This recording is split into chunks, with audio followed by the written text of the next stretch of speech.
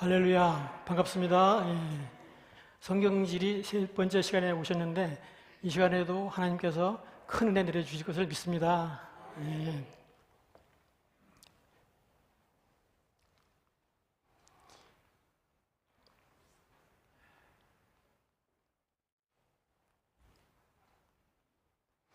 방송실 안 넘어가는데요.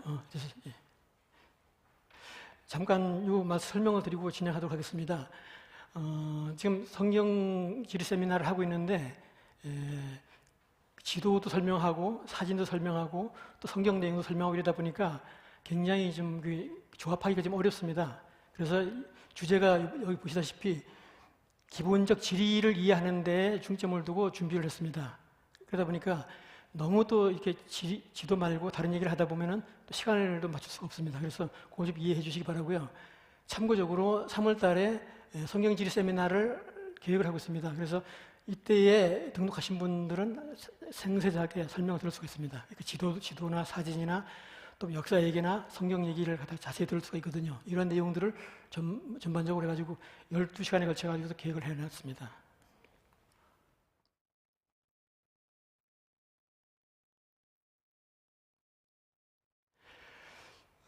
지난번에도 보다시피 전체 이스라엘 지도입니다. 이스라엘 지도에서 지금 북부, 중부, 남부로 나누는데 가운데가 지금 중부지방이죠, 그죠? 지난 시간까지는 북부지방을 했습니다. 그래서 이번 시간에는 중부지방을 가지고선 여러분과 같이 한번 자세히 살펴보도록 하겠습니다. 중부지방을 보시면은 울퉁불퉁하게 나와 있는데 보면은 이 골짜기가 굉장히 작습니다. 보면은 저 위에 북부지방을 보면 골짜기가 너무 넓어가지고 논밭이 많고 좀 살기도 좀 좋은 지역인데 여기는 완전 산악지대이다 보니까 아주 협소한 그런 지역입니다. 보면 도로도 별로 발달하지 않고 그런 지역이거든요.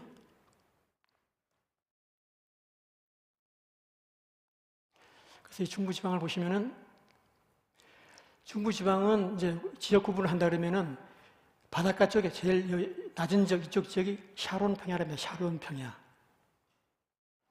그리고 보시게 되면 여기 깊은 계곡이 있어요. 계곡이 이렇게. 이 계곡이 있는데 이 계곡 북쪽 지방을 갖다가 므낫세 산지라는 므낫세 산지. 그 다음에 아래쪽은 에브라임 산지. 그리고 이거 통틀어 전체를 합쳐가지고 사마리아 지역이라고도 합니다. 사마리아 지역. 그래서 신약에 오게 되게 되면 신약에서는 전체를 사마리아라고 합니다. 사마리아. 그리고 갈릴리 지역 하면 위쪽이죠. 그러니까 신약에서 말하는 갈릴리 지역 하게 되면 북부 지역, 사마리 지역이라는 얘기는 중부 지역, 유대 지역이라 하게 되면 이 아래쪽이거든요. 남부 지역 이렇게 얘기하시면 됩니다. 그래서 예수님께서 유대 지역에서 갈릴리로 가셨다 하는 얘기는 남부 지방에서 북부 지방을 가셨다는 그런 얘기거든요. 이게. 그다음에 우측에 보면 깊은 계곡이 있는데 여기 계곡에 흐르는 여기가 요단강 계곡입니다. 요단강 계곡. 그 요단강이 이후에 갈릴리 바다가 있거든요. 갈릴리 바다 여기까지 104km인데 여기 이니 꼬불꼬불하게 물이 흘러내려옵니다. 이게 요단강입니다. 그래서 요단강이 왜 요단강이냐 하면은 저 위에 보게 되면 단이 제 위에 있잖아요. 그죠? 단이 위에 있는데 단에서 흐르답니다. 요르단. 요르라는 흐르다는 뜻입니다. 흐르다. 요르단 얘기는 단에서 흐르는 강이라는 뜻입니다. 요르단 강이.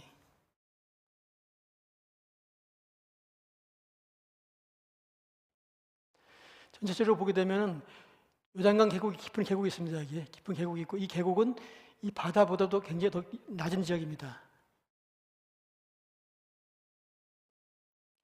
그 다음에 중간에 높은 산지가 있고 왼쪽으로 완만하게 경사가 이루어진 다음에 평야가 이래 나옵니다. 샤론 평야 쪽으로.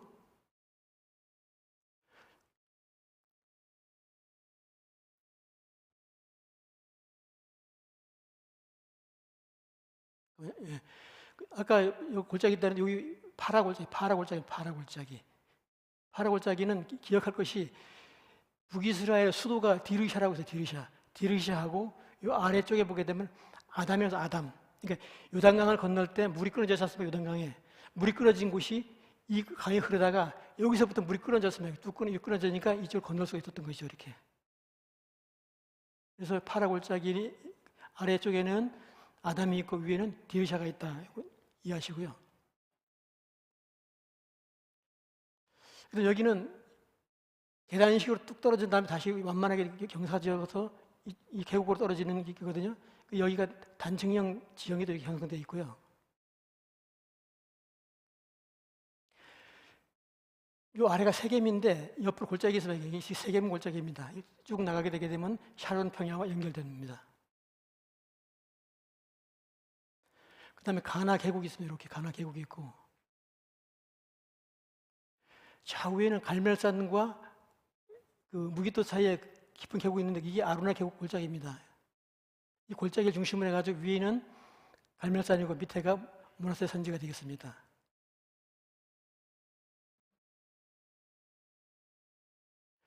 마크쿠 계곡이라 해가지고 요 아래 여기가 지금 그 여리고인데 여리고에서 실로로 올라가는 길이 이 마크쿠 계곡으로 형성되어 있습니다. 이게. 그래서 성막이 이쪽 길갈에 있다가 실로로 옮겼지 않습니까? 이렇게 옮긴 겁니다. 이렇게. 지금 설명한 내용은 쭉 보시면 이렇습니다. 계곡이 있고 위에는 산악 지역이고 완만한 경사지였다가 샤론 평야가 있고 골짜기가 이렇게 있습니다. 그러니까 골짜기를 따라서 도로가 형성되겠죠. 이렇게. 중요한 도로는 보시면 됩니다. 여기가 저희가 잘 알고 있는 숲꽃, 야곱이 와서 머물렀던 숲꽃. 여기 아까 말씀드린 아담. 그러니까 숲꽃에서부터 이렇게 우리로 와가지고 이 골짜기를 따라 올라가서 세겜까지 올라갑니다. 이게 야곱이 세겜으로 온 그 길입니다. 이렇게. 근데 요셉이 도단으로 가는 길은 이 길입니다. 이렇게. 여기서 사마리아를 거쳐가지고 올라가 도단이거든요. 이렇게 길이고요. 그다음에 여기 파란 이 선은 족장의 길, 아브라함, 이삭, 야곱이 왔다 갔다 하면서 여기서 생활한 그 길입니다. 이거. 그다음에 여기 실로가 있고 언약궤가 한번 이동했죠, 그죠? 언약궤 이동했던 언약궤 이동로. 여기 보면 에베네셀이라고 있습니다. 실로에서 에베네셀로 이동할 때에 이 도로를 따라서 이동을 했던 겁니다.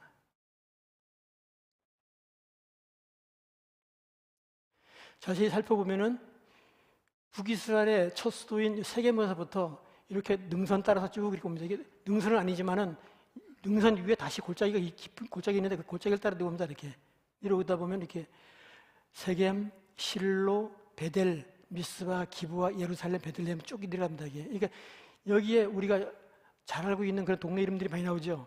이 동네 이름 따라서 아브라함과 이삭과 야곱이 왔다 갔다 하면서 여기서 초기에 족장들이 왔다 갔다 하는 길이라 해서 족장의 길이라 이렇게 이름이 명시되어 있고 현재도 이 족장의 길이라고 불려지고 있습니다.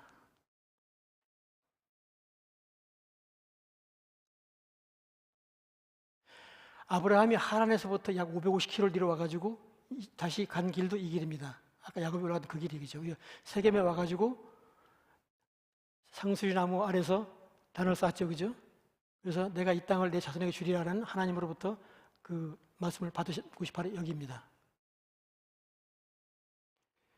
그 이후에 베델과 아이 사이 왔다 그러지 않습니까? 거기가 바로 베델과 아이 사이가 이 지점입니다. 그 다음에 남방으로 계속 이동했다가 강물이 들어가서 애굽으로 이동했죠, 그죠? 쭉 내려갑니다. 계속 이게 족장의 길을 따라서 왔다 갔다 했던 그 길입니다.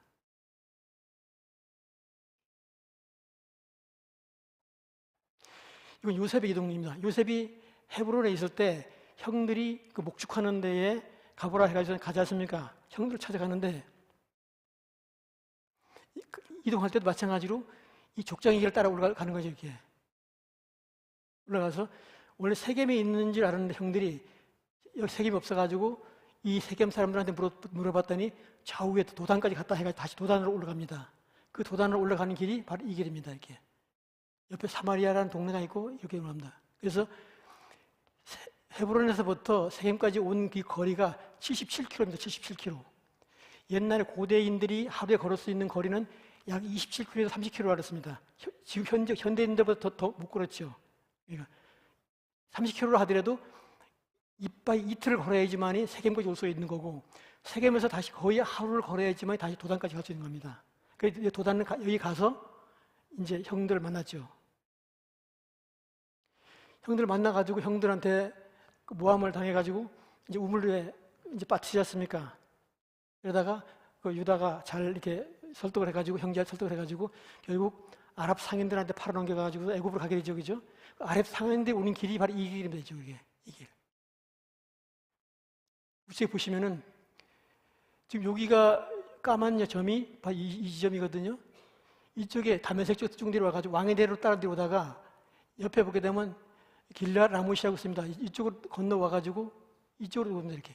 이게 가장 빠른 길이 있기 때문에 이리 오거든요. 이리 와서 이리 오면 이렇게. 그래서 이때 아랍 상인들 만나가지고 애굽으로 팔려가는 겁니다. 이렇게. 쭉 내려가는 거죠. 이렇게. 애굽은 이 밑에 있으니까. 그래서 설명드릴 때 이런 내용도 중요하지만은 어디가 도단이 있고 세겜이 어디가 있고 어디가 족장이 어디가 있고 족장의 길에는 어떤 동네가 있든가 이런 걸 좀 이렇게 유심히 한번 봐주시기 바랍니다.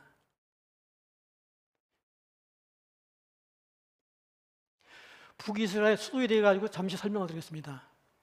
북이스라엘은 그 족장 시대가 지나고 그냥 광야 40년 지나고 사사 시대 300년 지나고 그다음에 통일왕국 시대 그러니까 사울, 다윗, 솔로몬 시대 120년을 지나고 나서 솔로몬이 죽음으로 인해 가지고 북이스라엘과 남유다가 이제 서로 갈라지지 않습니까? 갈라져 가지고 북이스라엘의 첫 왕이 누구죠? 여로보암이죠, 그죠? 여로보암이 10지파를 규합을 해가지고 나라를 세우죠, 그죠? 나라를 세워가지고 첫 수도를 어디냐면 세겜에다 첫 수도를 세우는 겁니다, 그렇게. 세겜이 여기 중부지방에 여기 계곡 여기에 있구나 이거 기억해 놓으시면 됩니다. 그런데 이 여로보암이 왕이 되고 나서 여로보암이 그 솔로몬 왕 있을 때 애굽으로 피난 갔었죠, 그죠? 그 애굽 왕이 여로보암 왕을 보호해주고 있었다가 여로보암 왕이 여기 북이스라엘 왕이 되고 나니까 5년 뒤에 그 시삭이 애굽 왕 시삭이 쳐들어와가지고 남유다 및 북이스라엘까지 완전히 그냥 쑥대밭을 만들었습니다. 40몇 개 성읍을 갖다 완전히 다 초토화시켜버리고 갔거든요. 그때에 이 세겜성도 완전히 그냥 불타버려 봅니다, 이게. 그 불타버리고 어디에 되겠죠? 다시 이사를 해야 되겠죠, 그죠? 도읍을 이상한 것이 여기서 약 한 8km 정도 떨어진 우측에 여기에다가 디르샤로 수도를 옮기게 됩니다. 그래서 여로보암이 디르샤를 옮겼고 그 다음에 여로보암 아들 나답이 있는데 나답을 갖다가 바하사가 이제 죽여버려야 됩니다. 죽이고 자기가 이제 왕이 됐는데 그 이후에 또 어떤 일이 있냐면 그 바하사 아들이 또 2대를 못 갑니다. 그 2대까지 가가지고 엘라 왕이라고 하는데 엘라를 갖다가 다시 그 부하가 다시 시므리가 다시 죽이는 것이죠. 예. 그 시므리가 엘라를 죽이고 일 때는 어떤 일이냐면은 시므리 그 엘라 왕 밑에 보게 되면 시므리도 있었고 오므리도 있었거든요. 오므리는 이 옆에 보게 되면 기쁘돈이라는 동네가 있는데 그 동네에 가서 이제 그걸 점령하기 위해 포위하고 있을 때 그 시간에 시므리가 여기서 반란을 일으켜가지고 죽여버린 겁니다, 이게 왕을. 그리고 자기가 왕이 된 겁니다. 그러니까 이 밑에 가 있던 오므리가 가만히 있지 않고 그냥 쫓아 올라온 거죠. 쫓아 올라가서 포위를 하니까 7일 만에 왕궁에 불을 지르고 그냥 자살해버린 겁니다. 예, 시므리가. 그러니까 시므리는 왕에 즉위했지만은 7일, 일주일밖에 왕노릇 못한 거죠, 이게. 그러니까 그냥 죽은 것이 아니라 왕궁을 다 불태워버리고 죽었으니까 어떻게 되겠습니까? 왕궁을 또 다시 지어야 되겠죠, 그죠? 정권을 잡은 오므리는. 그래서 오므리가 잘 아시다시피 세멜한테서 은 2달란트를 주고 이쪽에 있는 사마리아 땅을 사가지고 이쪽 옮기게 되겠습니다, 이렇게. 그래서 옮기고 난 이후에 이제 북이스라엘이 망할 때 이제 호세아 왕까지 19대 호세아 왕까지 이제 722년에 망할 때까지 계속 여기서 여기 수도가 이제 계속 유지가 됐던 겁니다. 그래서 북이스라엘의 수도는 세겜에 있다가 디르샤로 갔다가 사마리아로 왔다 갔다 하는 거리가 여기 한 7, 8km, 10km 이내에 왔다 갔다 했다고 우리 이해하시면 됩니다, 이게. 이러면 이제 북이스라엘 수도가 어디 있다는 걸 다 이해하게 되겠죠, 그죠? 거리는 걸어서 한 2시간 정도 거리 내에 왔다 갔다 하는 겁니다. 이 중부 지방을 갖다가 한번 우리나라 지도에다 얹어봤습니다. 사마리아, 북이스라엘 수도 사마리아를 갖다가 서울 시청에다 딱 배치시켜버리면 이런 형태가 나옵니다, 이게. 실로가 판교쯤이 실로가 되겠고 쭉 내려 예루살렘이 오산 정도가 실로가 되고 이 정도 거리가 되겠습니다. 이렇게 요파까지 거리가 이쪽에 영종도 밑에 보게 되면 무의도, 용의도 그 정도 되겠죠. 이렇게 이 정도 거리가 되겠습니다. 이게. 남북 왕조가 분열됐을 때는 여기가 북이스라엘이고 남유다인데 중부지방은 북이스라엘이 중부지방입니다. 북이스라엘 여기가 중부지방이었고 그다음에 우측에 보시게 되면 신약시대 보게 되면 신약시대 중부지대는 밑에 있는 아켈라오 분봉왕과 그다음에 그 안디바하고 중간 정도 여기가 중부지방입니다. 이게.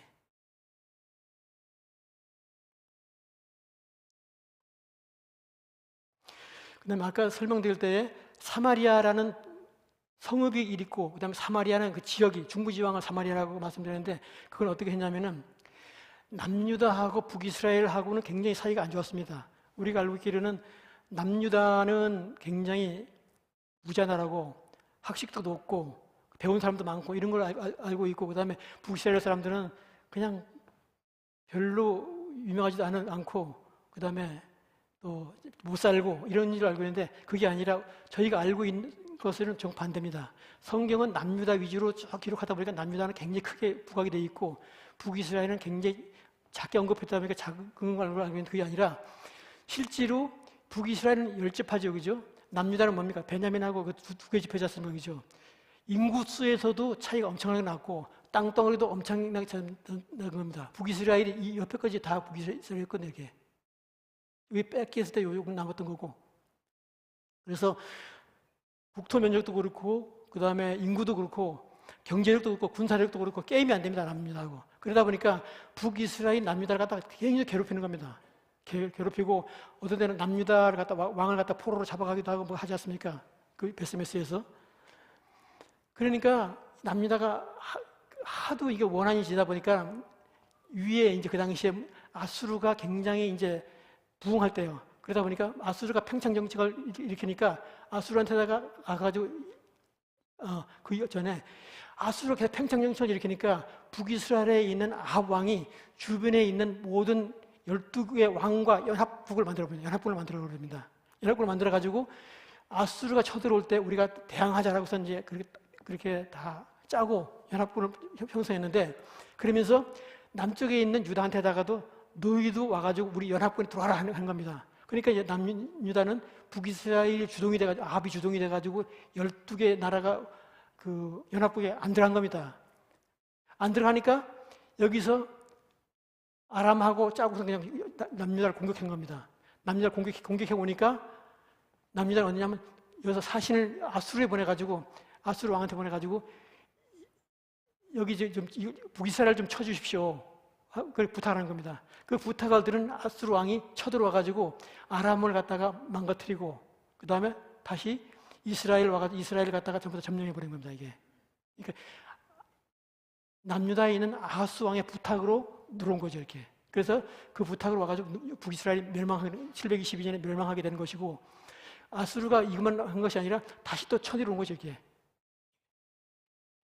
그때에 아수르가 쳐들어와가지고 전부 다 자기 아수르 나라가 됐을 때에 이쪽 지역을 갖다가 사마리아라고 부르는 겁니다. 마지막까지 남아있던 이쪽 지역이 여기 사마리아거든, 사마리아. 그래서 그 사마리아라는 이름을 행정구역명 사마리아라 붙인 겁니다, 아수르 때. 그 붙인 이름이 지금까지도 사마리아 지역이라고 불려지고 있는 겁니다. 그래서 사마리아라는 성읍, 도시 이름도 성읍이 있고, 그 다음에 사마리아라는 그 지역도 명되고 그런 겁니다.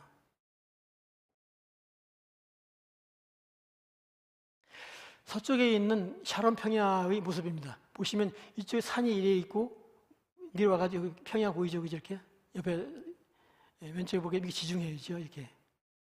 이 폭이 보게 되면 약 한 15km 정도, 15km 폭이. 이 정도면 남산에서부터 우면산, 관악산 이 정도 넓이, 이 정도 넓입니다, 이 정도 넓이가. 좀 아래쪽으로 봅니다. 보면 요 밑에 여기가 요바입니다. 요바. 우리가 알고 요바인데 요바 위에 보면 강이 흘러요. 이게 야르콩강이라는데 야르콩강을 중심으로 해가지고 이 북쪽이 샤론평야입니다. 샤론평야고 샤론평야 꼭대기 저 멀리 보이는 것이 지난 시간에 배웠던 갈멜산입니다. 갈멜산 저기가 갈멜산. 저 조금 툭툭 튀어나온 이 부분이 헬몬산인지 보입니다. 헬몬산이 보이는 겁니다.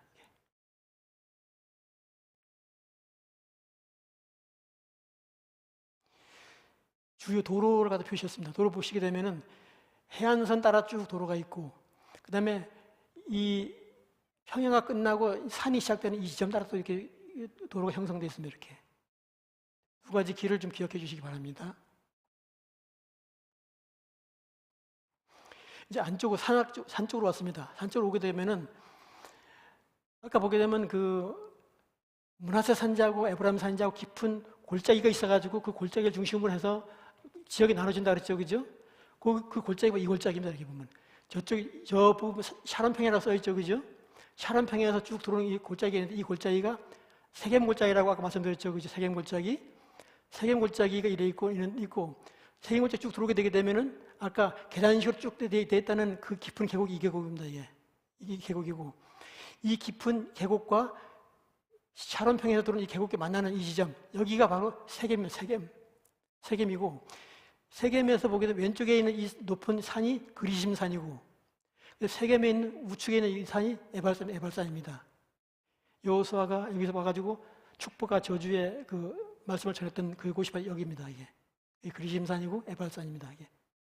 그래서 아까 설명드렸던 북이스라엘 수도가 처음에 여기에다가 디르샤를 옮겼다는 거죠. 디르샤가 여기입니다. 이쪽에 약 8km 옆에 여기 있고 그 다음에 약 한 10km 뒤에 여기가 사마리아 이쪽에 있고요. 아까 설명드렸던 도단을 가기 위해서는 도단길은 세겜에서 사마리아 거쳐가지고 산을 넘어가게 되면 이쪽에 도단이면 도단.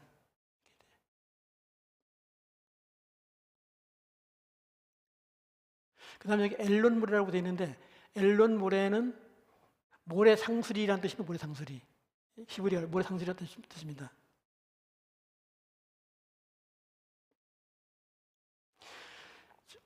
방금 설명드릴 것은 여기 요 지역을 설명드렸거든요. 세겜이 있고 에발산 그리심산이 있고 그랬지 않습니까? 쭉 밑으로 내려온 겁니다. 이게 노란 거는 길입니다. 길 쭉 내려와가지고 바알 하솔이라고 여기 산이 보면 우리나라 백두대간처럼 길게 뻗었다 그랬죠, 그죠? 그 백두대간 중에서 가장 높은 지역이 바알 하솔이라는 지역입니다. 바알 하솔. 바알 하솔 옆에 보게 되면 꼬불꼬불하게 계곡을 따라 올라가는 이게 족장이거든요. 족장이 이렇게 따서. 족장이 있고 바알 하솔에서 조금 내려가다 보면 한 10여 킬로 내려가다 보면 여기 실로가 있습니다. 성막이 있던 실로가 바로 여기 장소에 있습니다. 세겜과 바알 하솔 사이에 있죠, 이렇게. 그리고 이따 설명드리겠습니다만은 실로에서 그 법궤가 이동했을 때, 언약궤가 이동했을 때 이 길 따라 이렇게 가가지고 이쪽으로 딥나세라 옆으로 이렇게 갑니다. 이게 딥나세라는 여호수아가 살던 곳이고 여호수아의 무덤이 아직까지 있는 곳입니다. 이게. 그래서 밑에 보면 에벤셀로 법궤가 옮겨졌죠. 이렇게 그 길이 바로 이 길입니다. 이렇게.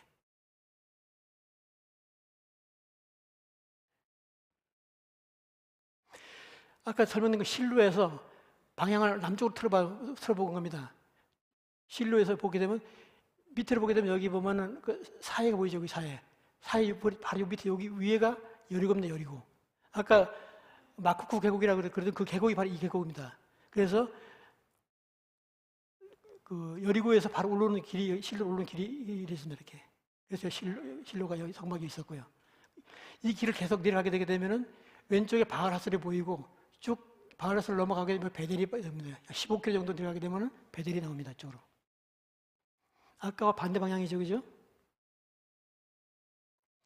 지금은 실로를 중심으로 해가지고 서쪽을 보는 겁니다. 서쪽을 보게 되게 되면 아까 그 언약궤가 이 길을 따라서 이렇게 내려갔다 그랬죠, 그죠? 예, 보이죠, 그죠? 그 에베네셀이 보이고 저 끝에 요바가 보이고 예, 보입니다. 이쪽의 지역은 이따가 그 해안평야 설명할 때 설명을 드리도록 하겠습니다. 중심은 이 우측에 바알 하솔부터 해가지고 이렇게 실로로 연결되는 이 길을 주시 보시기 바랍니다. 이거는 아까는 위에서 실로에서 아래로 내려본 거죠, 그죠? 이거 밑에 해안평야 쪽에서 위를 쳐다본 겁니다. 쳐다보게 되면 여기가 뭡니까? 그럼 아까 샤론평야죠, 그죠? 샤론평야고 샤론평야에서 보면은 샤론평야 끝쪽에 보게 되면 여기 아벡이라는 아벡, 안디바딜이라고 하는데 아벡이 있고요. 그다음에 여기에서 약 3km 앞에 보면 에베네셀이 있습니다. 에베네셀. 그래서 실로에서 법궤가 이렇게 쭉 이동해서 이쪽에 봐서 에베네셀까지 왔던 거죠. 그 길이 이 길입니다. 이게.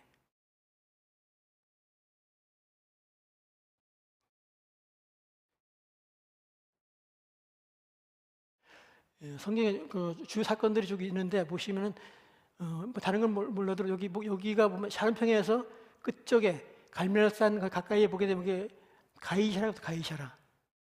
가이샤라에 보게 되면 뭐 여러분 잘 알다시피 여러 가지 이런 사건들이 많이 있습니다. 이게.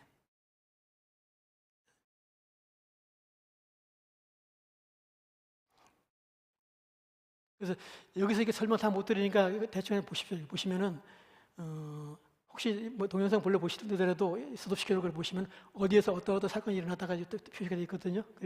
참고하시라고 이렇게 좀 비춰드리는 겁니다. 아까 설명드린 족장의 길이 빨간 길이 족장의 길이고요. 이렇게 여기 법궤 이동했던 길 이 길이죠. 이렇게 그죠? 야곱이 올라갔던 길, 숫곳에서부터 올라갔던 길 이 길이고 이렇게.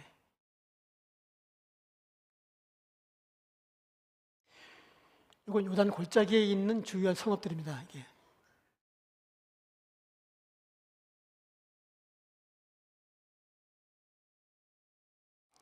샤론평야를 보였습니다. 아까 샤론평야를 그 구글 지도로 보셨는데 실제 사진상으로는 이렇게 보입니다. 이렇게 평평하게 되죠. 이렇게. 지금은 이렇게로 전부 다 정지가 돼가지고 농업을 쓸 수 있었지만은 그 예수님 당시에 또는 구약 시대는 이쪽 지역이 전부 다 모래밭이고 습지여가지고 거의 쓸모없는 땅이었습니다. 여기가. 지금은 완전히 전부 다 개간이 되고 도시가 들어서 가지고 굉장히 비옥한 땅입니다.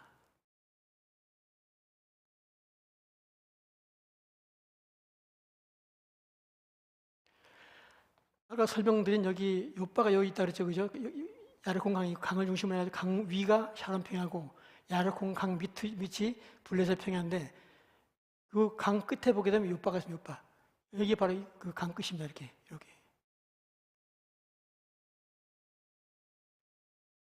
강을 중심으로 해가지고 좌우측으로 샤론 평야와 블레셋 평야로 나누게 되겠습니다. 아까 설명드린 가이샤라, 여기 갈멜산 바로 아래 가이샤라의 모습입니다. 이게.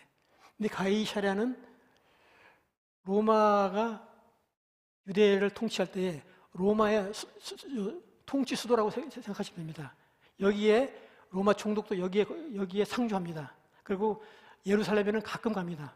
어때 가냐면 6월절이나 이런 때 군중들이 많이 모여가지고 시위하거나 무슨 그런 일이 생길 때에 대비해가지고 가는 겁니다. 이게. 그리고 예루살렘 성 내에도 로마 총독의 공간이 또 따로 있어요. 거기 갔을 때 잘 수 있도록. 여기 보시게 되면 뭐 경기장도 있고 뭐 다 있죠 보면 이게.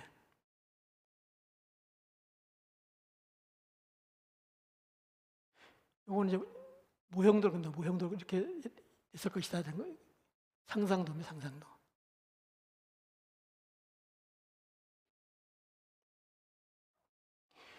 이건 아까 설명드린 요바에서 또 쭉 흐르는 야르콘강 상류에 보게 되게 되면 아벡에서 아벡 아시죠, 그죠? 블레셋이 여기서 진을 쳤던 곳이고, 그 다음에 법궤를 뺏기는 그 전쟁이 났던 곳, 그곳이 바로 아벡입니다. 여기가 바로 아벡성입니다. 아벡성. 사각형이에요. 이 아벡성이에요. 이게 아벡성입니다. 성.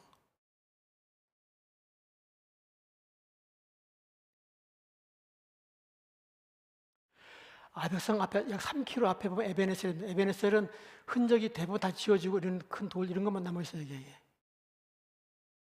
유적이 별로 안 남아 있습니다. 이렇게 이런 건 뭐냐면 여기가 곡식을 담는 곡식 저장 장소라 그러더라고요. 이런 것들이 다.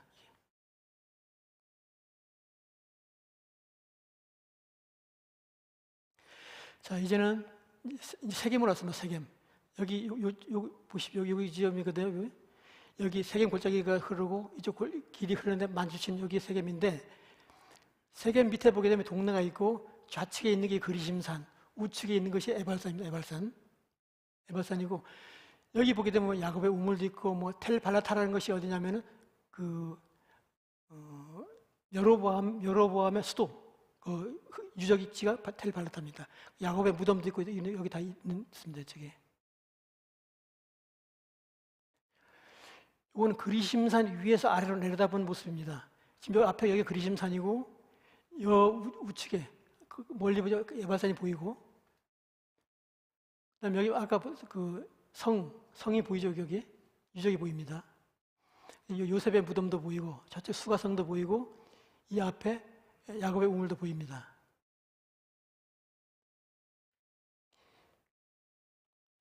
성입니다, 성. 성이 이렇게 현재 유적이 남아 있습니다. 이렇게 남아 있고, 이 성에 들어간 정문이 이렇게 남아 있습니다. 계단도 남아 있고 현재 이렇게 남아 있어요. 이렇게. 여기는 여호수아가 그리심산과 에발산을 사이에 두고 하고선 큰 돌을 세웠다 그러지 않습니까? 그죠? 그 돌을 세웠다는데 그 돌인지 아닌지 모르는데 참 이 큰 돌이 세워져 있어요. 근데 관광 가이드들은 그때 그 돌이다 이렇게 설명하고 있는데 그건 맞는지 안 맞는지 모르겠습니다.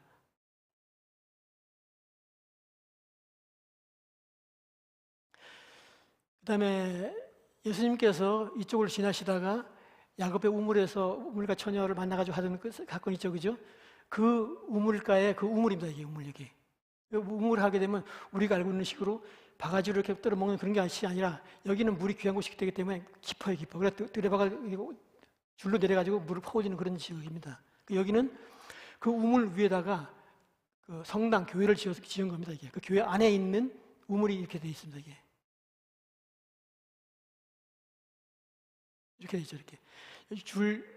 밧줄 쭉 내리게 되면 여기 양동이가 쭉 내려가가지고 물을 받아오는 겁니다. 깊이가 보통 한 3, 40m는 보통 됩니다, 이게.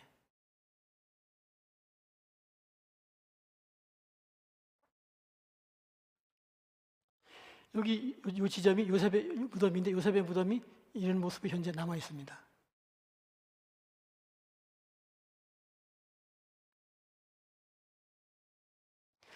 그리심산 위의 모습입니다. 위에 보시게 되면 이렇게 그리심산 산당했던 흔적들이 남아 있고요. 이렇게 보입니다.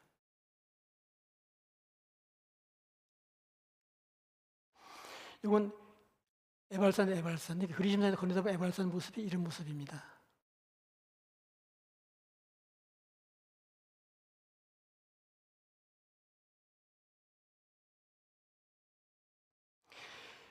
이쪽에 파라 골짜기로 올라가게 되게 되면 디르샤가 있다 그랬죠, 그죠? 두 번째 북이스라엘 수도, 그죠? 여기서 세계면서 한 8km 떨어진 디르샤의 모습이 현재 이렇게 유적이 남아 있습니다, 현재.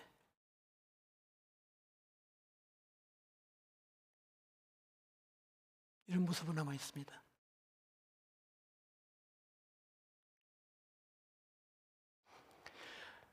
아까 시므리가 왕궁을 불태우고 난 이후에 오므리가 여기서 6년간 있다가 옮겼는데 그 옮긴 사마리아의 모습입니다. 사마리아의 성의 일부 모습입니다.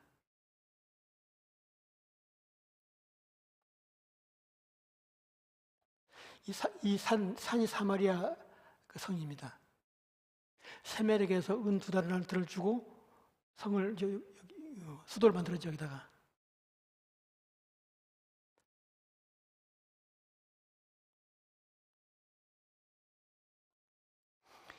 아까 설명드렸던 대로 요셉이 77km를 와가지고 세겜까지 왔는데 거기서 다시 형들이 도단으로 이동했다가 다시 찾아갔던 그 도단 지역의 모습입니다. 이제 이건 텔 도단이라 그래가지고 평야인데 원래 그 도단 평야인데 도단 평야에 우뚝하게 솟은 이런 지역이 있습니다.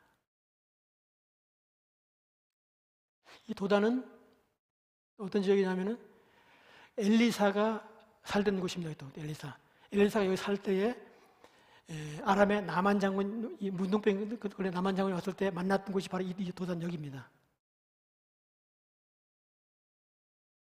여기 보이죠, 그죠, 여기.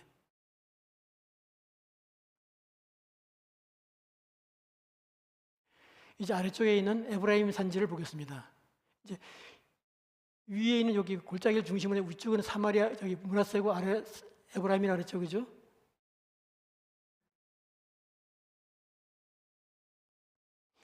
에브라임 산지 안에 있는 주요한 도로를 아까 설명드렸었는데 다시 한번 잘 봐주시기 바랍니다.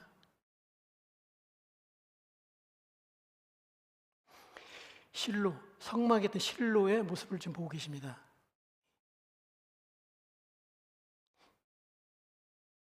이렇게 현재 유적이 남아 있고 계속 유적을 계속 발굴하고 있는 상태입니다. 여기서 성막이 여기서 약 350년 정도 이상 여기서 계속 실록이 여기서 있었죠. 성막이 밑에 있는 길가에 있다가 바로 일로 오늘로 간 겁니다. 이쪽으로 실로 쪽으로 이게 길가에서는 한 1년 정도 못 있었죠. 이게 바로 일로 옮겼으니까. 빨간색 언약 이동로를 잘 봐주시기 바랍니다.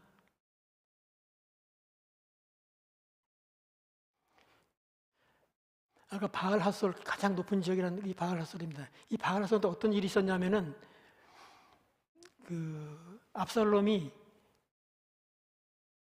자기 형을 갖다가 죽이고 도망간 곳이지 않습니까? 양탕을 닦는데 형제들을 모았을 때 그곳이 바로 이곳입니다. 이게.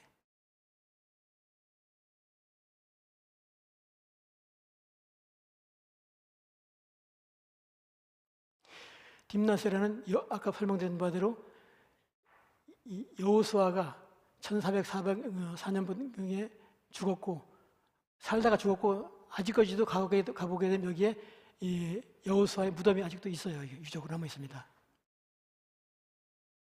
이렇게 남아 있습니다.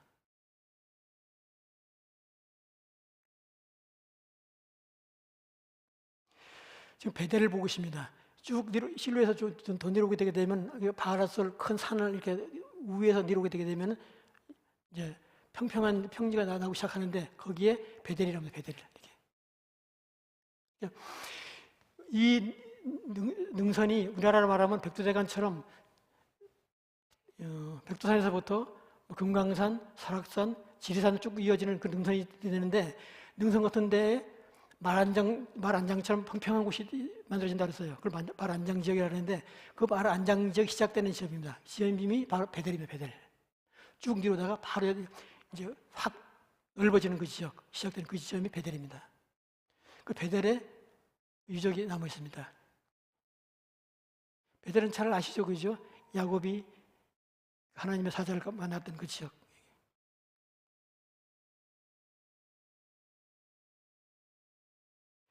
베델에서보다 약 2km 우측에, 베델 여기 약 2km 우측에 아이성입니다.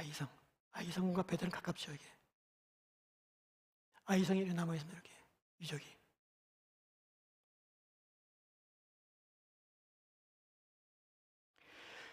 족장의 길 한번 보겠습니다. 이게 족장의 길에 써 있죠, 그죠? 이게 지금 현재 족장의 길입니다. 이건 족장의 길이 일부는 훼손이 됐고 이렇게 옛날 도로가 남아 있는 것이 부분 남아 있습니다. 이게 족장의 길입니다.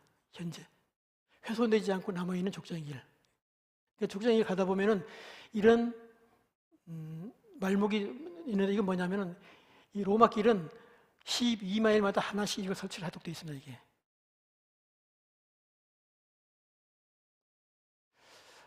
잠시 에베네셀 전투에 대해서 잠깐 설명드리겠습니다. 잘 아시니까 실로인데 실로에서 아베까지 여기 에베네셀까지 왔지 않습니까? 이 거리가 이동 거리가 30km 정도, 31km 됩니다. 그러니까 약 하루 정도를 언약궤를 미국에서 내려왔다는 얘기입니다. 이게 거리가. 쫓아내가지고 금방 1시간만 오는 것이 아니라 가는데 하루 오는데 하루 걸리겠죠, 그죠? 이게. 그다음에 아벡에서 뺏겨가지고 이 아래 보게 되면 아스도스로 내려오는데 여기도 마찬가지로 49km. 그다음에 아스도스에 있다가 다시 이쪽 에그론 쪽으로 갔는데 여기도 마찬가지로 23km. 거의 하루 정도 거리 길입니다. 이게 이틀 거리 정도. 법궤가 이동한 거리가 이 정도 넓은 거리다. 바로 옆 동네로 왔다 갔다 한 게 아니다. 그 얘기입니다.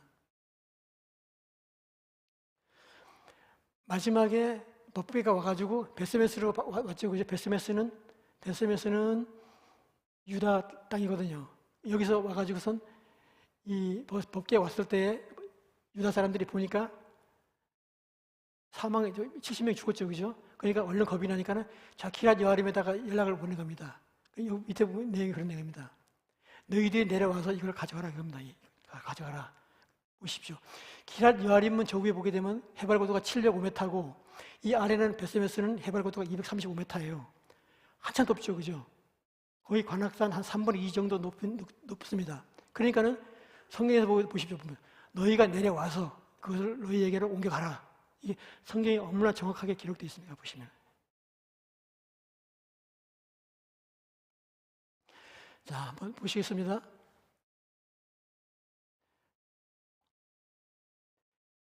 블레셋이 북쪽에서 공격하기 위해서 아벡에 진을 칩니다. 그러니까는 이스라엘 사람들이 이제 옆에 있는 3km 옆에 있는 에베네스를 갖다가 점령해가지고 여기다가 진을 치게 되겠죠, 이제. 그래서 이제 1차 한판 붙습니다. 한판 붙을 때에 이스라엘이 져가지고 이스라엘 사람들이 4,000명이 죽습니다. 이게. 4,000명이 죽으니까 얼른 실로에 사람을 보내가지고 이 법궤를 언약궤를 가져와라라고 하는 겁니다. 아까 그랬죠, 30km 갔다 그랬죠, 그죠? 가서 법궤를 가지고 이제 오는 겁니다. 그래서 에베네스에 갖다 놓고 또 해가지고 또 다시 전쟁을 했는데 그때 전쟁을 하니까 이때는 다시 또 법궤가 왔는데도 불구하고 3만 명이 죽어버립니다. 그리고 엘리와 그 아들들이 다 죽죠. 그러니까는 3만 명이 죽으니까 도망갈 수밖에 없겠죠, 그죠? 도망가는 겁니다, 예. 도망가는 거예요. 도망가니까 블레셋이 이제 다시 이제 쫓아온 거죠. 쫓아와가지고 실로를 갖다 점령해가지고 실로 갖다 완전히 폐화시켜 버립니다. 요거는 성경에 나온 얘기가 아니기 때문에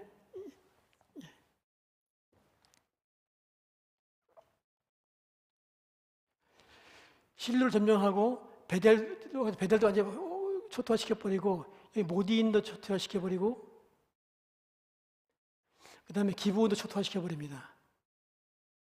그 다음에 이 위에 병력이 내려오면서 게바라든가 베들레헴까지 전부 다 이 위에 있는 주요한 도시들 전부 다 그냥 불태워버린 겁니다.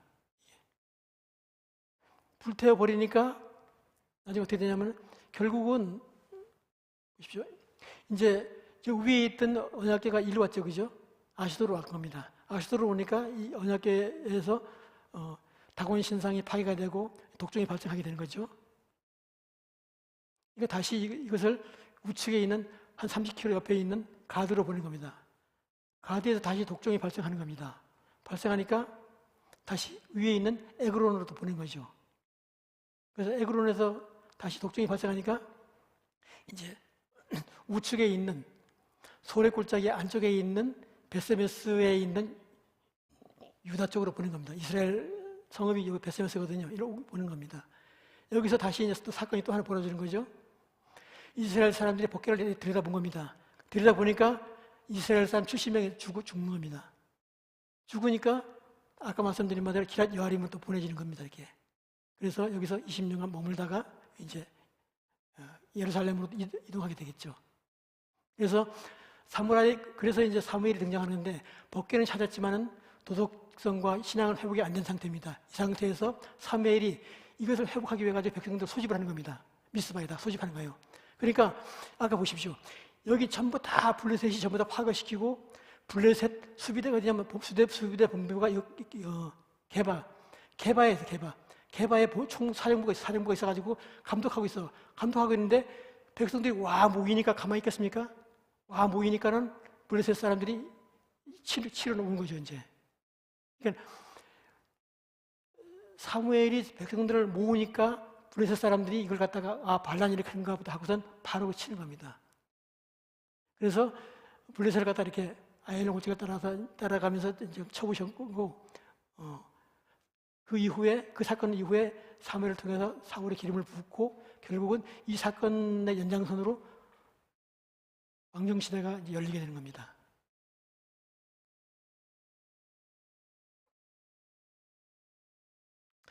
언약궤가 기랏 여아림에 와가지고선 20년간 묵었다 그러죠, 그죠? 그러다 바로 갔다 그러셨습니까? 왜 언약궤가 실로로 못 갔을까요? 실로가 블레셋에 완전히 파괴되었고, 그 다음에 블레셋이 그 능선 전체가 전부 다 점령하고 있는 겁니다. 그러니까 한마디로 점령군 역할을 하고 있는 거기 때문에 이를 못 가는 것이 되겠죠. 결국 아까 설명드렸습니다만 아벡과 에베레스트 전투 영향은 실로가 파괴되고 전투 병력이 손실됐고 중심적으로 실로로부터 베들레헴 전체가 전부 다 황폐화되어 버린 겁니다. 그 다음에 지도층이 교체가 되고 왕정시대가 열리는 이런 영향을 미친 겁니다.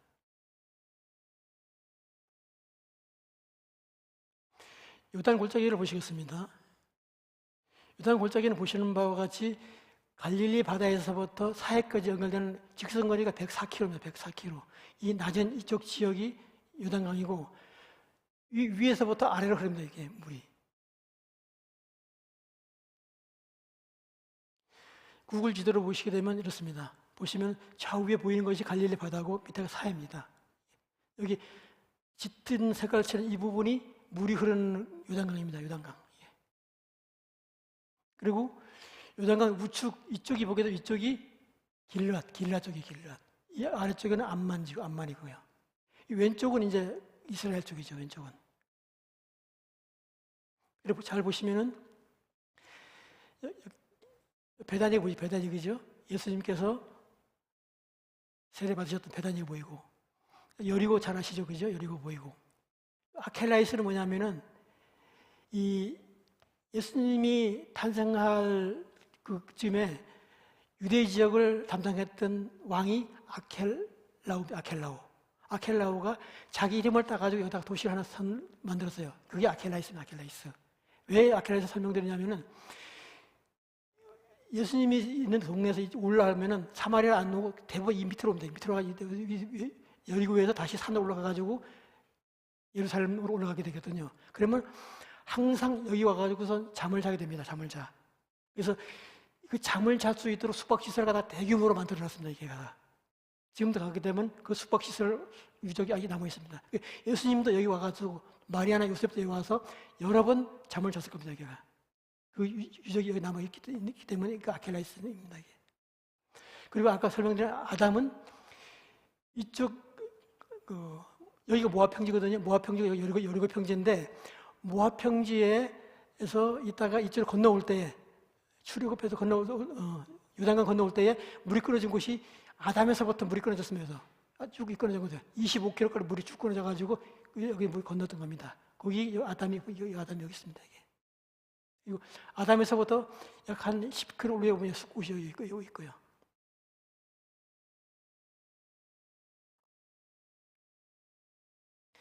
요단강 위에 상류 쪽을 보시게 되면은 갈릴리 바다에서 물이 흐르는데 옆으로 물이 흐릅니다. 이렇게 흘러내보고 그다음에 요단강 옆에 보면 야르목 골짜기라고 있다고 그러죠, 그죠? 이 골짜기 흐르는 물이 합쳐져 가지고 이렇게 흘러서 이렇게 됩니다. 이렇게.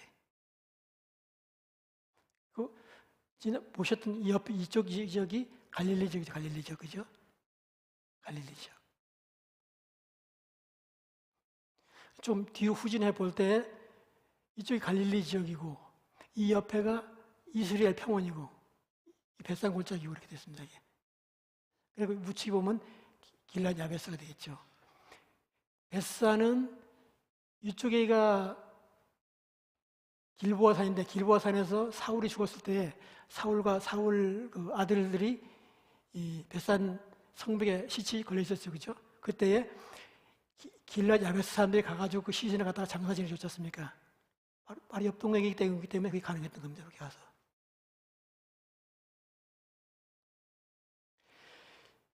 길랏 야베스 쪽에서 바라보는 겁니다. 저 옆에 보면 길랏 갈멜산이 보이죠, 그죠? 여기 갈릴리 바다가 보이고 이 밑에는 요단강입니다. 길랏 야베스가 있고 벳산이 있고 여기는 디세비는 엘리야의 출생지 고향입니다. 엘리야 고향이고 요 밑에는 보게 되면 엘리사의 고향입니다. 엘리사의 고향. 엘리야의 수제자가 엘리사였죠, 그죠? 그러니까 여기서 이렇게 보면 내려다 보이겠죠, 이렇게. 더 밑으로 내려가고 겁니다. 더 밑에 내려보게 되면은 아까 설명드린 아담이 보이죠, 그죠? 이 아담에서 쭉 흐르는 이것이 요단강이고 왼쪽으로 흐르는 것이 아까 골짜기 있지 않습니까? 여기 파라 골짜기라고 해가지고 뒤에 쭉 올라가게 되면 꼭대기에 디르샤 두 번째 수도 디르샤가 보이죠, 그죠? 숲곳이 우측으로 보입니다. 이렇게.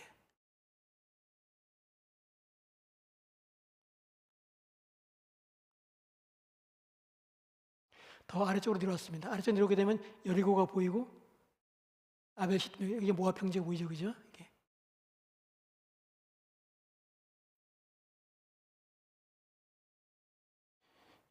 요거는 암몬 쪽에서 바라본 겁니다. 암몬 쪽에서 바라보니까 요르단강 이래 보이고 옆으로 사해가 보이고 이 요단강 너머에 이쪽이 가나안 땅입니다. 가나안 땅.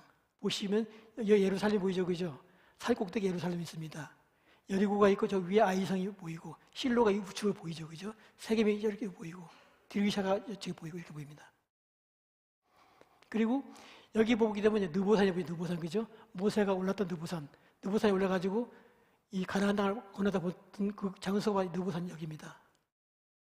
그리고 헤스본 왕이 이스라엘 사람들이 갈 때 협조 안 해줬죠, 그죠? 그렇다가 이 왕이 죽었지 않습니까? 그 헤스본 왕이 잘 된 곳이 바로 이곳입니다. 느보산에서 내려다본 모압 평지 모양과 여리고 평지 모습입니다. 저 멀리 예루살렘이 보이죠, 그죠?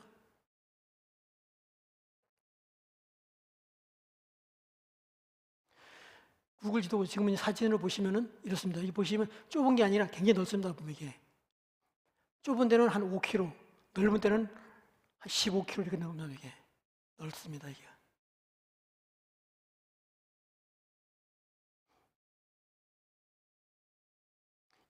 저 멀리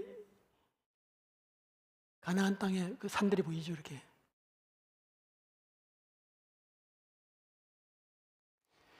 이건 요단강의 모습입니다. 보시면 이렇게 꼬불꼬불합니다, 이렇게. 아까 직선거리가 104km인데 실질적 꼬불꼬불한 길을 다 재게 되면 314km 나옵니다. 314km. 그리고 요단강이 보게 되면 우리 한강에 보게 되면 강이 있고 옆에 고수부지가 있죠, 그죠? 이 고수부지가 이렇게 보입니다. 이 고수부지가 한 30m, 40m 정도 높습니다, 이게. 그래서 이 고수부지 골짜기에 들어가게 되게 되면 방향을 못 찾을 정도로 굉장히 복잡한 곳입니다, 이게.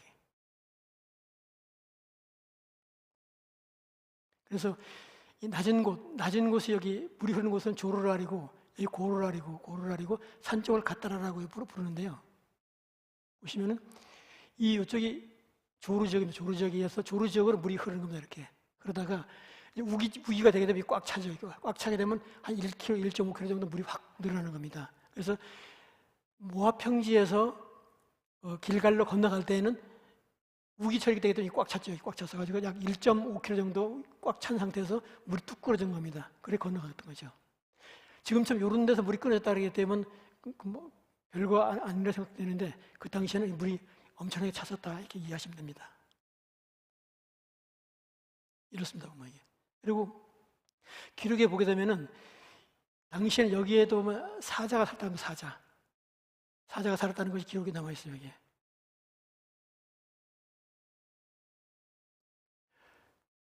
요단강이 건기에는 우기에는 현재 우기에는 한 30m, 그 다음에 건기에는 한 3, 4m밖에 안 됩니다, 이게. 그리고 이게 우기 때 비가 많이 와서 이렇게 이 정도로 이렇게 넘칩니다, 이렇게. 요즘은 갈릴리 바다의 물을 전부 다 끌어쓰기 위해 가지고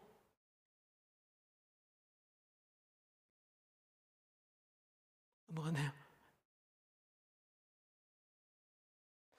물을 끌어쓰기 위해 가지고선 물을 막아놨기 때문에 이 아래쪽에 물이 안 흘러가지고 지금 가게 되면 동네가 또랑처럼 그런 건 됩니다, 지금 현재. 근데 성지순례 가가지고 그거 보고서 실망하신 분 많거든요. 그러나 이걸 알고 가게 되게 되면 이제 그런 실망하지 않죠.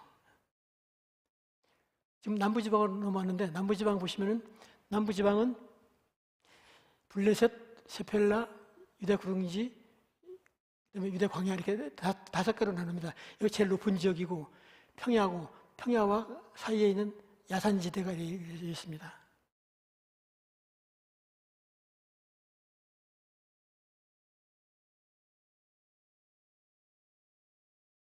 지형의 특성을 보게 되게 되면은 남북으로 정방향 이게 능선이 쪽에 능선 그죠? 이게 통상 사경도 지역이라 그러는데 보시면은 평야 지역, 중앙에 우투소선 중앙 구릉 지역, 요단 계곡 지역, 동부 고원 지역, 이렇게 4경도 지역이라고 이해하시면 됩니다.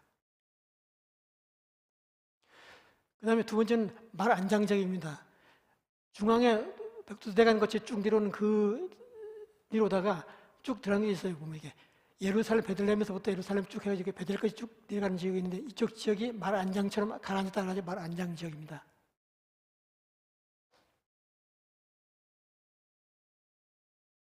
셰펠레 지역 여기가 사해고 산이 있고 예루살렘 꼭대기 있고 쭉 내려오다가 해안평야 사이에 야산지대가 있다는데 이 야산지대가 셰펠레 지역입니다. 한 400m 되니까 한 남산 높이 정도, 남산보다 좀 높네요. 그 정도 산들이 꽉 차 있는 그런 지역입니다.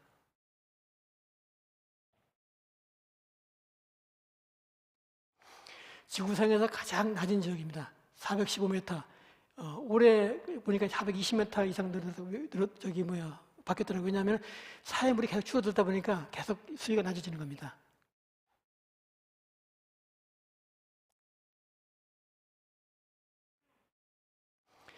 이스라엘은 동서 환경이 상이합니다. 옆에 지중해 습한 기운이 동쪽으로 이동할 때 보게 되게 되면 산을 따라 올라가면서 산을 따라 올라가다 보면은 100도 상승할 때마다 온도가 0.5도씩 떨어집니다. 그러다 보니까는 물이 응결되겠죠. 그래서 비가 쏟아진 겁니다. 다시 내려올 때는 100m 내려올 때마다 1도씩 또 상승하다 보니까 온도가 올라가게 되기 때문에 여기는 비가 안 오는 지역입니다. 이게. 그래서 굉장히 건조한 지역이 되게 되겠죠. 남북이 상이해가지고 보시면 여기까지만 하더라도 수림이 울창하다가 결국 이스라엘 중부지방에 와가지고 이렇게 산림 한가세 정도 연결됩니다. 이쪽 중부지방을 중심으로 해가지고 이렇게 산림이 바뀐다 그런 얘기입니다. 그래서 기후도 굉장히 심한데 예루살렘이 이 정도 예루살렘에서 있거든요. 예루살렘에서 여기까지 거리가 22km밖에 안 되는데 예루살렘에 눈이 올 때도 여기 22km 떨어진 여기에서는 해수욕을 합니다. 해수욕. 관광객들이.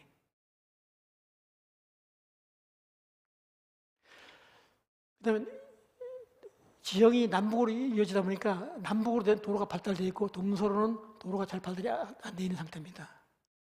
그러다 보니까 이 성읍이라든가 이런 것들은 남북 구릉지에 전부 다 성읍이 위치되어 있고 그 다음에 셰펠레 지역, 그 다음에 물이 나는 오아시스 지역에만 성읍이 형성되어 있습니다.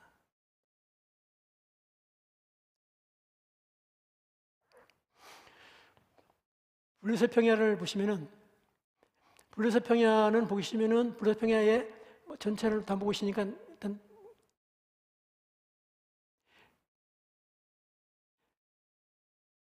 해안으로 아스돗, 아스글론, 가사가 있습니다. 그 다음에 안쪽으로 그랄, 시그랄, 에글론이 있고 있죠. 블레셋 평야 정정입니다.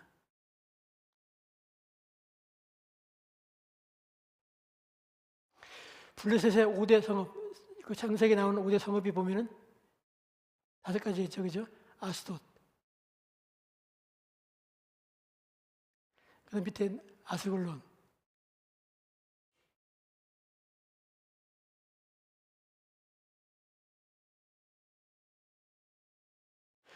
그래서 아스돗, 아스글론, 가사는 전부 다, 세 개 도시는 전부 다 지중해 영해에 붙어 있다. 이렇게 얘기합니다.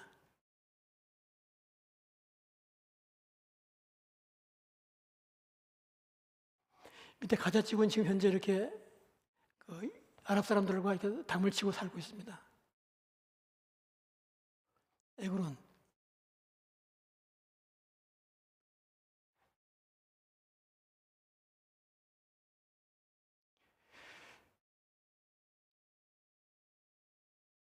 골리앗이 살던 곳이 저긴 골리앗 살던.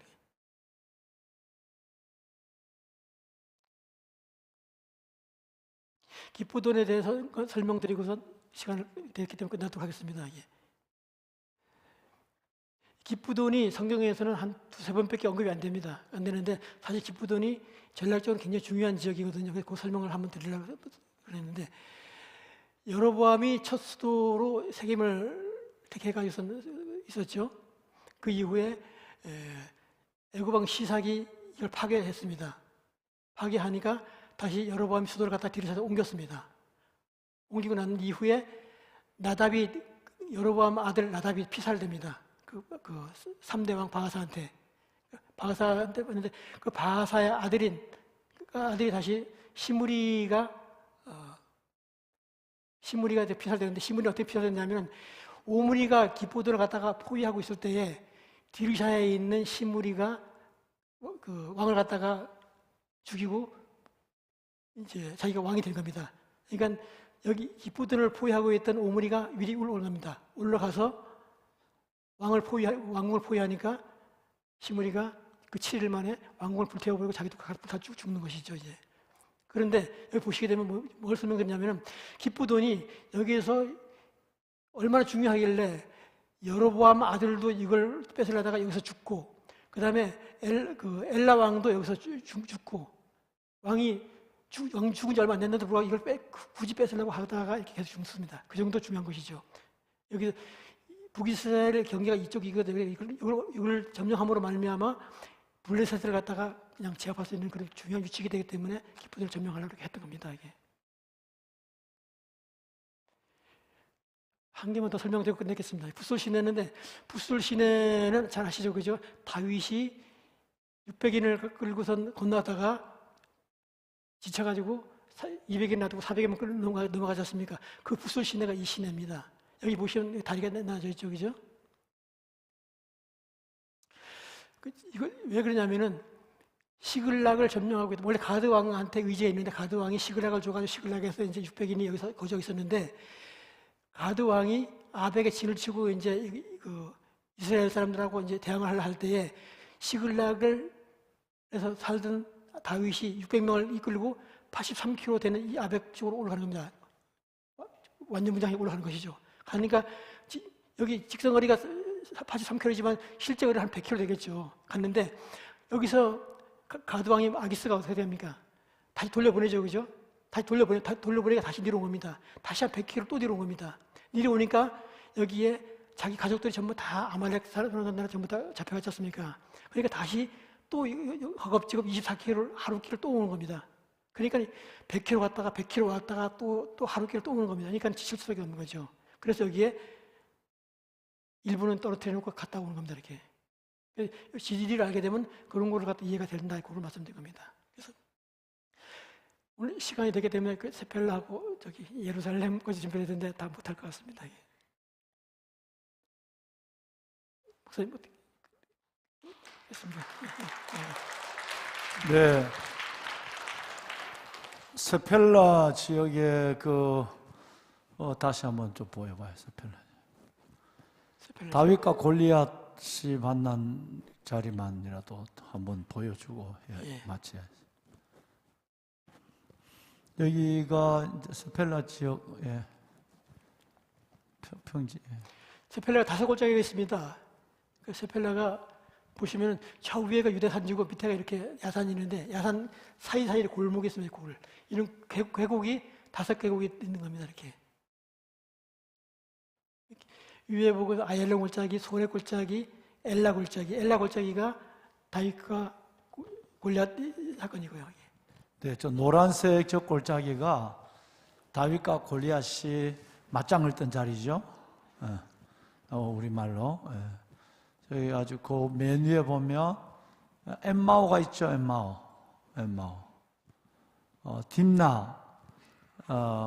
딥나가 중간에 처리되고 딥나마 소의 골짜기 딥나가 그 삼손의 사건과 연관되어 있죠. 예, 딥나. 요 세펠라 지역은 주로 이제 성지순례 가면 여기는 잘 안 가요. 볼 거 없다고. 근데 실질적으로 중요한 자리가 여기 자리죠. 그런데 오늘 요 5골짜기 잘 설명해 주셨네요. 예. 그래요. 자, 우리 집사님께서 3시간 동안 너무너무 중요한, 우리가 가만히 앉아서 성지순례가도 이렇게 자세히 못 봐요. 뭐 어디 나중에 마당 보다 보니까 그것이 그것 같고 거기가 거기 같고 이름도 헷갈리고 다 그랬는데, 워낙 우리에게 입력을 시키시려고 그냥 그 지도 하나를 이리 돌리고 저리 돌리고 위에서 찍고 밑에서 찍고 올라가고 내려가고 그래가지고 이렇게 목회자도 이렇게 볼 수 없어요. 그러니까 여러분들은 지금 좀 희미해 보지만 다음에 한 번 더 이제 그 성지순례 가시게 되면 안 집사님이 강의를 하거든요. 그때 보면 그때 책을 하나 딱 들고 성지순례 가면 눈에 확 들어오게 될 뿐 아니라 지금은 저쪽에 지중해 있는 쪽이 저기 서쪽이냐 동쪽이냐 뭐 그럼 뭐 이쪽이 또 이쪽 뭐야 예루살렘 쪽에서 여리고는 어느 쪽에 있느냐 뭐 이렇게 하지만 나중에 보고 딱 가면 확 눈에 들어와요. 그래서 다른 사람이 10번 가는 것보다 이거 한 번 보고 한 번 가는 게 더 나아요. 그러니까 여러분들 그래서 1인당 5만 원이 되겠습니다. 이거 정말 이거 대단한 겁니다. 혹시 그래서 다음에 우리가 지난번 성지순례 다 갈래 했다가 코로나 터져가지고 다 다시 나눠줬잖아요. 나눠주고 이제 그랬는데 여러분 또 이제 코로나 끝나고 나면 우리 한번 전체 코로나 끝나면 한번 또 계획을 해서 한번 갔다 와서 이제 그동안 배웠으니까 아는 만큼 보이거든요. 싹 들어오게 될 것입니다. 그런 기회를 한번 갖도록 하겠습니다. 한국이나 세계적인 지리학자 우리 안세한 박사님 잠깐만 좀 일어나십시오. 예, 박수. 네, 감사합니다. 예, 정말 감사합니다. 예,